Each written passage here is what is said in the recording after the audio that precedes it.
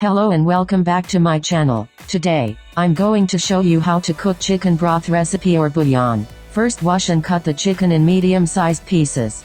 I'm going to use about 8 pieces of chicken legs for this homemade chicken broth recipe. This is an easy recipe to make.